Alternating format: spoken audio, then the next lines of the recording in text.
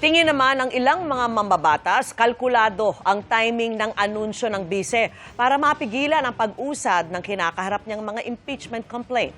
Nakatutok si Mariz Umali. Para sa Makabayan Bloc, ang anunsyo ng pagtakbo sa pagkapangulo ni Vice President Sara Duterte sa eleksyon 2028, taktika raw para mapigilan ang pag-usad ng impeachment case laban sa kanya. Malinaw na kalkulado yung timing ng announcement bago isa lang at lumarga yung impeachment complaint laban sa kanya sa Kongreso. No, siguro tingin niya, matatakot niya, masisindak niya ang mga kongresista dahil patakbo siyang presidente.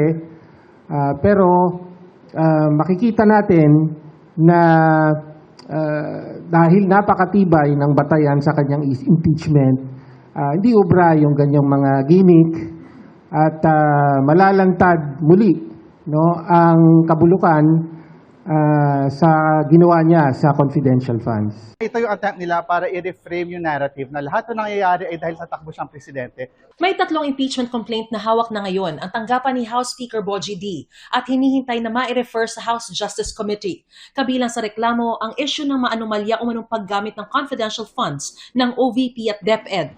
Umano'y panunuhol sa mga opisyal ng DepEd. Pagkontrata sa isang gunman para umano ipapatay ang Pangulo, First Lady at dating House Speaker. Hindi pagdeklara ng lahat ng kanyang mga ari-arian sa kanyang SALN at pagsusulong ng political destabilization at sedition.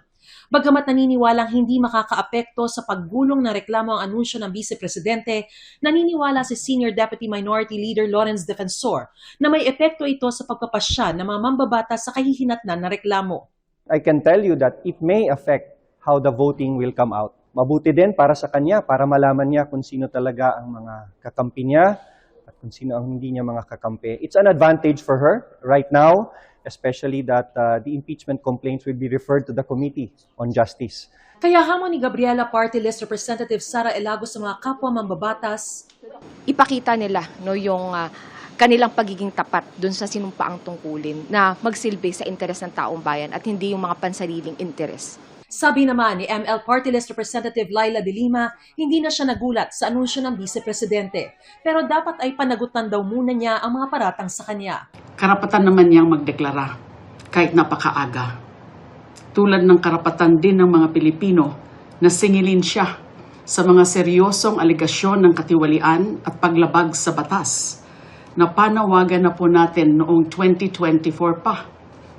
Mas magandang harapin at sagutin muna niya ang mga ito bago ang ambisyon na maging Pangulo ng Pilipinas. Pero may hirit si Senior Deputy Minority Leader Representative Edgar Erice.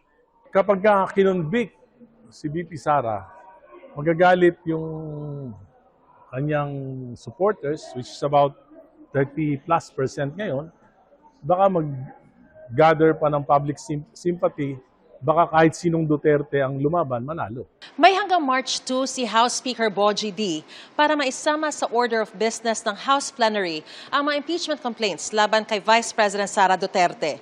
Pagtitiyak naman ni Defensor, walang magiging delay sa pag-refer nito sa House Committee on Justice bilang patunay na walang magiging bias ang Committee on Rules. Para sa GMA Integrated News, Mariz Umali, nakatutok, 24 oras.